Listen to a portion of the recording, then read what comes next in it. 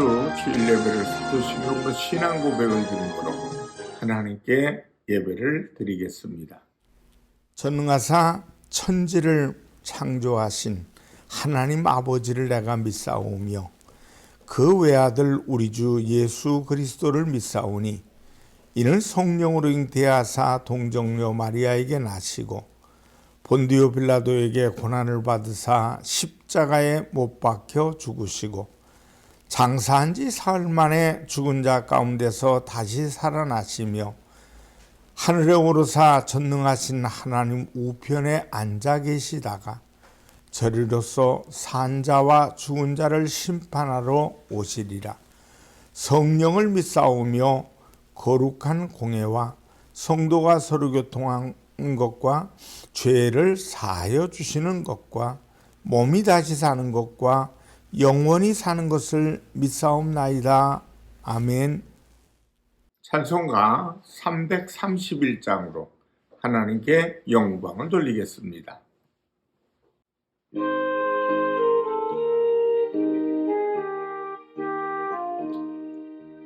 영광을 받으신 만유의 주여, 우리가 명령을 따르리다.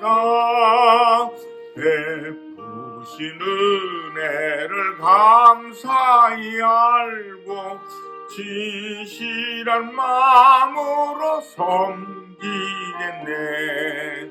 구주의 은혜 주시는 대로 영원히 받들어 섬기겠네.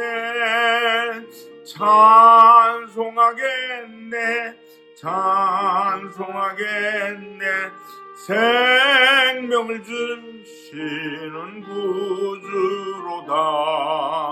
구주를 높이고 잘 공경하여 온유한 마음으로 섬기리다. 주 예수 안에서 즐거워하며 충성을 다하여 섬기겠네.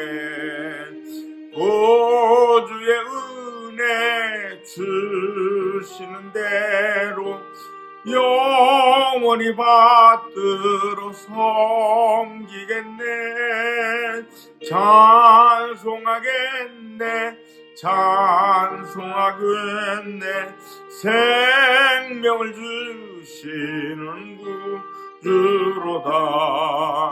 예수를 믿고서 늘 사랑하여 참 기쁜 마음으로 섬기리다.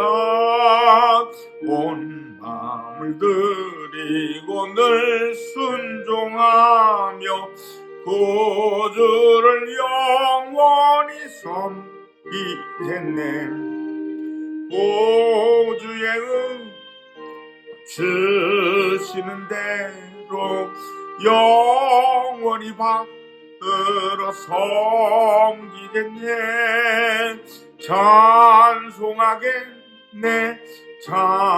찬송하겠네. 생명을 주시는 구주로다. 기도하겠습니다. 살아계신 아버지 하나님, 이제 3월 첫째 주 하나님 봄의 시작을 알리는 아름다운 계절이 다가왔습니다. 하나님, 우리의 마음도 새로워지게 하시고 우리의 마음에 활짝 핀 새싹이 되게 하셔서 푸릇푸릇 우리의 마음에 아버지 기쁨과 은혜가 솟아오르는 복된 날이 우리의 삶 속에 펼쳐지도록 인도하여 주시옵소서. 말씀을 듣는 자들의 귀한 마음과 생각도 열어주셔서 살아계신 주님이 함께 하심을 아름답게 체험하는 시간 되게 하시옵소서. 듣는 자나 전하는 자가 큰 은혜가 되게 하시고 묶이고 다친 자들, 상처받은 자들 위로해 주시며 병든 자들 고쳐 주시옵소서. 예수님의 이름으로 기도드리옵나이다. 아멘. 하나님 말씀은 이사야 55장 1절로 5절의 말씀을 보시겠습니다. 오호라 너희 모든 목마른 자들아 물러나오라. 돈 없는 자도 오라. 너희는 와서 사목대 돈 없이 값없이 와서 포도주와 젖을 사라. 너희가 어찌하여 양식 아닌 것을 위하여 문을 닫아주며 배부르게 하지 못할 것을 위하여 수고하느냐? 내게 듣고 들을지어다. 그리하면 너희가 좋은 것을 먹을 것이며 너희 자신들이 기름진 것으로 즐거움을 얻으리라. 너희는 귀를 기울이고 내게로 나와 들으라. 그리하면 너희의 영혼이 살리라. 내가 너희를 위하여 영원히 언약을 맺으리니 곧 다윗에게 허락한 확실한 은혜이니라. 보라, 내가 그를 만민에게 증인으로 세웠고 만민의 인도자와 명령자로 삼았나니 보라, 네가 알지 못하는 나라를 네가 부를 것이며 너를 알지 못하는 나라가 네게로 달려올 것은 야훼 네 하나님 곧 이스라엘의 거룩하신 이로 말미암이니라. 이는 그가 너를 영화롭게 하였느니라. 이사야 55장 1절로 5절의 말씀을 통해 감사하는 사람, 이런 제목으로 은혜를 나누겠습니다. 올해도 벌써 2달이 훌쩍 지나갔습니다. 그런데 인생이라는 것이 살아도 걱정 사라지질 않습니다. 여러분은 어떤 문제로 근심 걱정하고 계십니까? 어떤 분은 경제적으로 너무 어려워서 힘든 분이 있을 것이고, 또 어떤 분은 질병의 문제로, 어떤 분은 인간관계의 문제, 아주 다양한 문제를 안고 힘들어합니다. 돈이 많다고 인생을 편안하게 사는 것도 아닌 걸 압니다. 그들은 그들 나름대로 힘들고 괴로운 문제를 안고 있습니다. 여하튼 구체적으로 다 나열할 수는 없지만 인생에 있어서 문제없이 또 살아가는 사람, 고민 없이 사는 사람은 틀림없이 없을 겁니다. 누구에게나 다 문제가 있고 괴로움이 있습니다. 이것이 인생입니다. 그러나 여기에서 우리는 중요한 문제를 짚고 넘어가야 합니다. 어떤 상황에 놓여 있느냐 보다는 어떤 문제의 자세로 살아가느냐 하는 것은 그 사람의 행불행을 좌우하게 되는 사실입니다. 오늘 우리는 성경을 통해서 많은 시련을 겪는 인생의 모습을 생각하며 은혜를 나누고자 합니다. 첫째, 시련이 왔을 때 원망을 퍼부으며 사는 사람이 있습니다. 이스라엘 백성이 400년 동안 애굽에서 종살이를 하며 학대받고 있을 때 하나님께서 그들을 출애굽시켜 해방의 역사를 베풀어 주셨습니다. 당시 천하 무적이었던 애굽의 바로를 멋지게 꺾으시고 신음과 헐벗음과 노역에 시달리는 백성들을 이끌어내십니다. 이제 지긋지긋한 400년의 노예 생활을 청산하고 가나안으로 진군합니다. 그런데 얼마 되지 않아 이스라엘에 큰 위기가 찾아옵니다. 애굽의 바로가 마병을 몰고 발싹 다 추격해 옵니다. 백성들은 애굽의 군대들의 꼼짝없이 떼죽음을 당할 상황에 놓였습니다. 이때 저들을 이렇게 원망합니다. 출애굽기 14장 11절을 보면 애굽에 매장지가 없어서 당신이 우리를 이끌어내어 이 광야에서 죽게 하느냐? 어찌하여 당신이 우리를 애굽에서 이끌어내어 우리에게 이같이 하느냐? 어찌하여 우리를 애굽에서 이끌어내어 떼죽음을 보게 만들었느냐는 것입니다. 원망입니다. 환호성을 지르며 애굽을 출발합니다.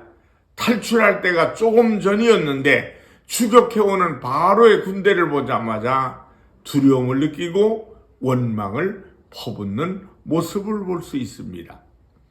민수기 20장 5절을 보면 백성이 가데스에 도착했을 때 여러 가지 불만을 털어놓으며 세찬 원망을 퍼붓습니다.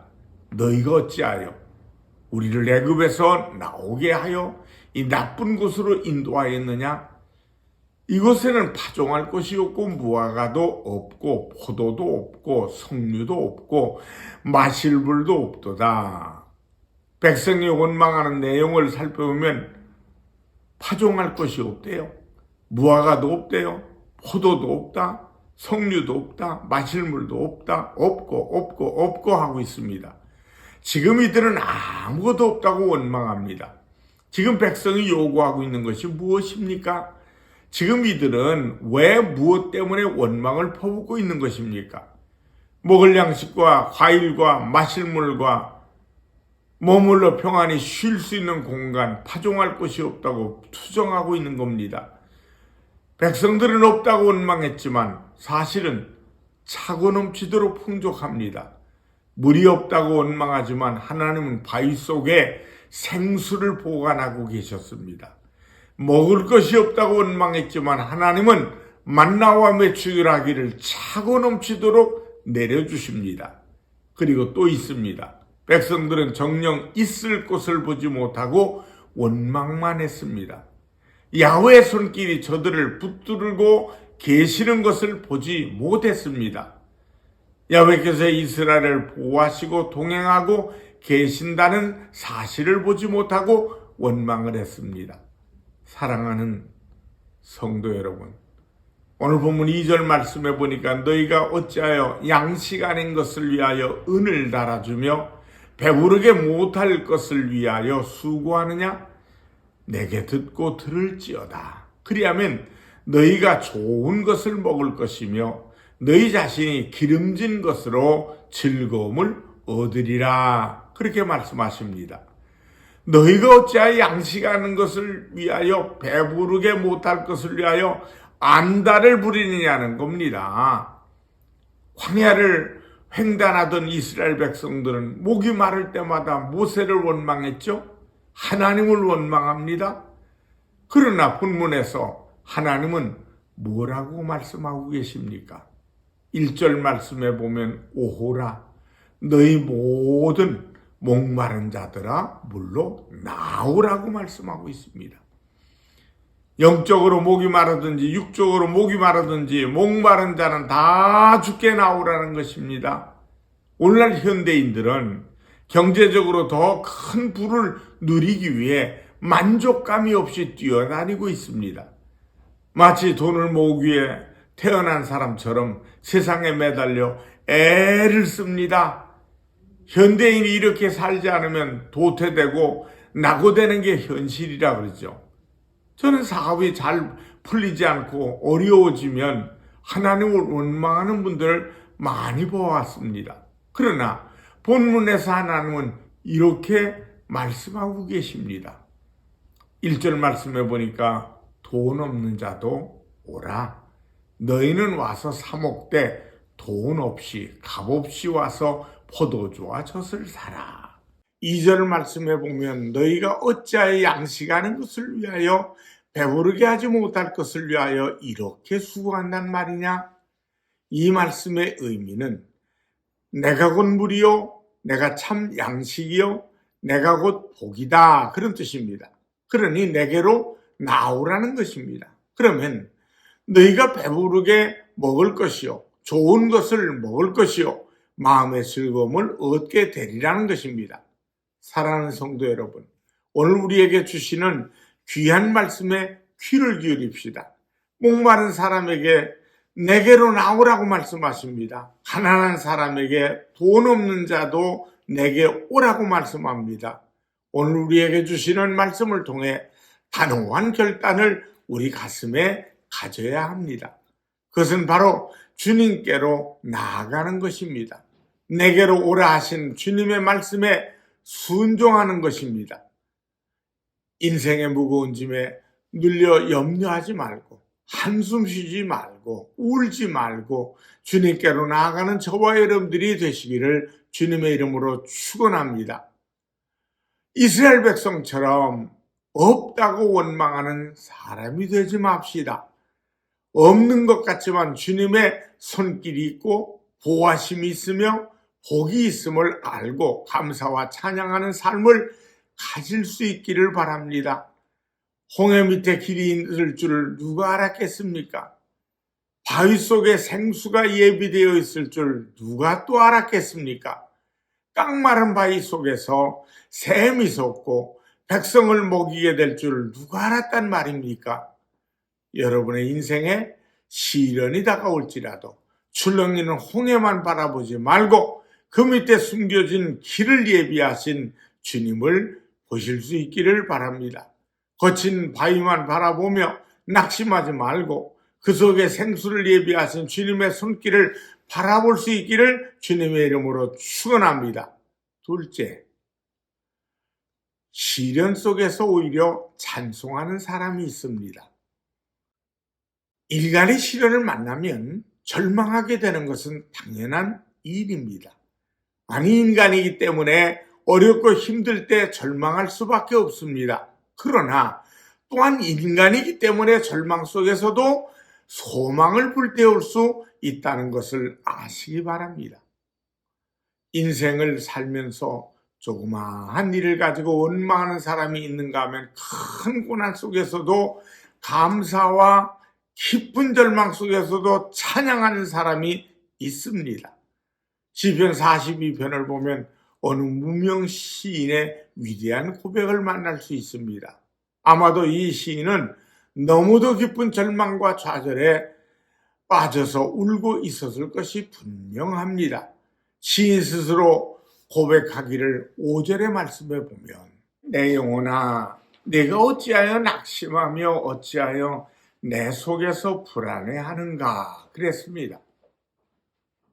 시인은 분명 낭만과 좌절을 겪고 있습니다.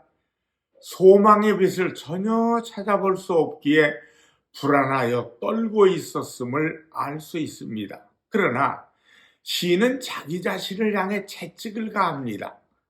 내 영혼아 어찌하여 낙심하느냐? 네가 어찌하여 불안에 떨고 있느냐? 아니다. 살아계신 하나님을 바라봐라. 그 하나님께서 반드시 도우실 것이다. 시인은 스스로 용기와 믿음을 심어주며 이렇게 고백합니다. 5절을 보십시다. 너는 하나님께 소망을 두라. 그가 나타나 도우심으로 말미암아 내가 여전히 찬송하리로다. 지금은 절망하고 있지만, 지금은 두렵고 떨고 있지만 오히려 찬송하며 기뻐할 그날이 곧 오리라. 시인은 노래하고 있는 겁니다. 내가 여전히 찬송하리로다. 그렇습니다. 사랑하는 성도 여러분, 아무리 어렵고 힘든 일이 있을지라도 오히려 찬송하며 기뻐하게 될 날이 곧 다가올 줄 믿습니다. 바로 그 믿음이 있기에 우리는 원망하지 않고 오히려 찬송하는 신앙인이 될 수 있는 것입니다. 이 시인은 또 이렇게 고백합니다. 6절 말씀을 보면 내 하나님이여 내 영혼이 내 속에서 낙심이 되므로 주를 기억하나이다.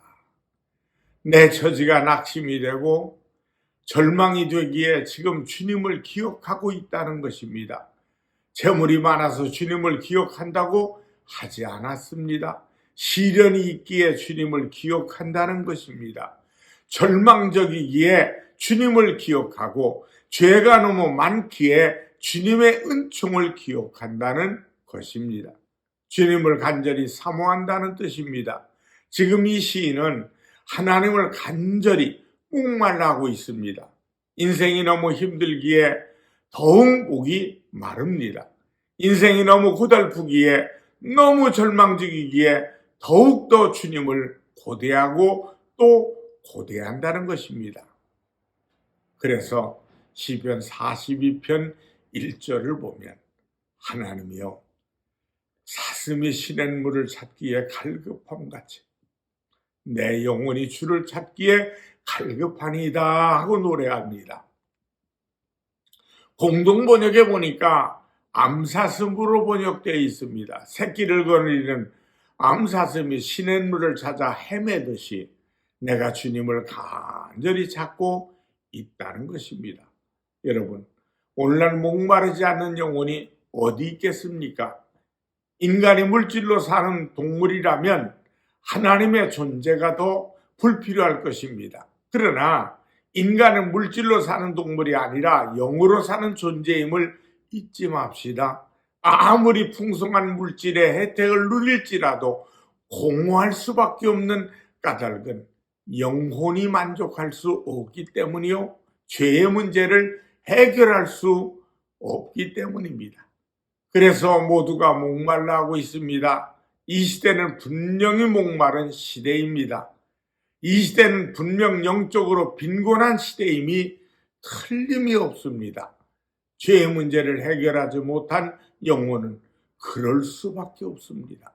그러나 주님은 이런 시대를 향해서 외치고 계십니다. 오늘 본문 1절 말씀에 보면, 오라 너희 목마른 자들아 물러나오라, 돈 없는 자도 오라, 너희는 와서 사 먹되 돈 없이 값없이 와서 포도주와 젖을 사라. 하나님의 은혜와 영생과 천국은 돈으로 사는 것이 아닙니다. 믿음으로 차지할 수 있는 것입니다. 믿음으로 마음껏 먹고 마시는 저와 여러분들이 되실 수 있기를 간절히 소원합니다. 셋째, 주님의 음성에 귀를 기울이며 사는 사람이 됩시다. 오늘 사람은 하나님 앞에서 매우 일방적일 때가 많습니다.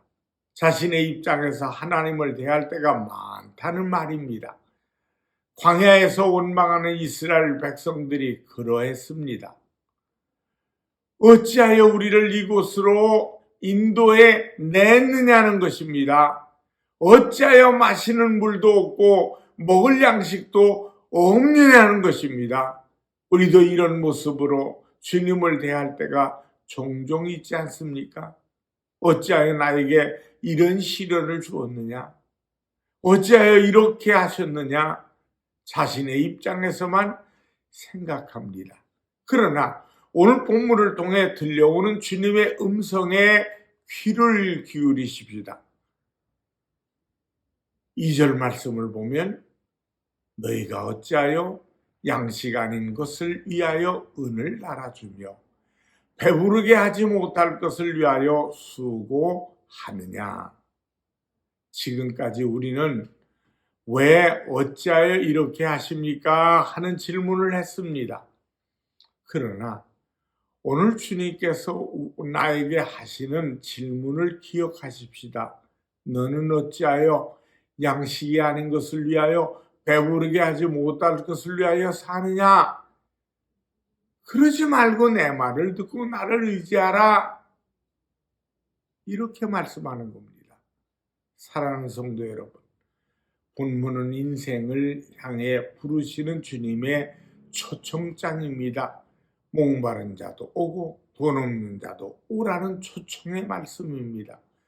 주님께서 나아오는 자, 그에게는 영적인 복을 누리게 하시며 인생의 복을 내리시겠다고 하는 귀한 말씀인 것입니다.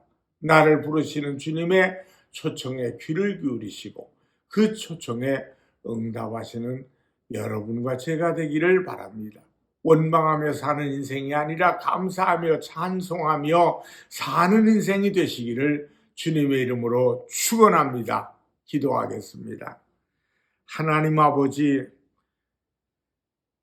세상은 갈증을 느끼고 살아서 먹어도 목마르고 배고프고 언제나 갈증 속에서 이렇게 저렇게 하지 못하는 그런 시대 속에 삽니다. 그러나 오늘 주님께서 우리에게 목마른 것 해결할 수 있는 길은 죽게 나오게 하시고 값없이 돈 없이 주시는 귀한 아버지 생수의 강물을 맛보게 하심을 감사를 드립니다. 우리는 알고 짓고 모르고 지었던 죄가 우리의 삶을 점령하려고 달려듭니다. 그러나 하나님, 그 모든 죄를 예수님의 십자가 보혈의 피로 깨끗게 하셔서 우리의 갈증나는 죄의 문제, 사망의 저주의 문제를 풀어주셨사오니 언제나 주님과 동행하는 이에게 영생의 풍성한 생수의 흐름이 넘치는 삶이 되게 하여 주시옵소서. 예수님의 이름으로 기도드리옵나이다. 아멘. 헌금을 위해 축복합니다. 하나님 앞에 정성껏 씨앗을 심었습니다.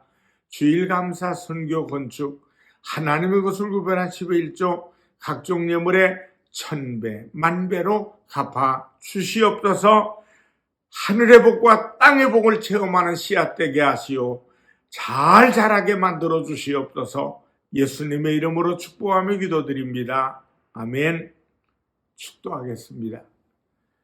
지금은 우리 주 예수 그리스도의 은혜와 하나님 아버지의 무한하신 사랑하심과 성령 하나님의 충만 교통하심이 예배드리고 영광 돌린 모든 이들에게 이제부터 영원토록 함께 하시기를 간절히 축원하옵나이다. 아멘.